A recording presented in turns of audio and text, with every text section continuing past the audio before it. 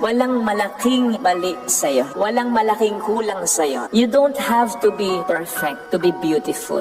Kahit naman yung roses na maganda, may tinik din. Kahit naman yung magagaling na mga players, nagmimintis din. Kahit naman magandang tanawin, may basura, may dried leaves din. You don't have to be perfect to be beautiful. You just have to be perfectly you because you are already beautiful.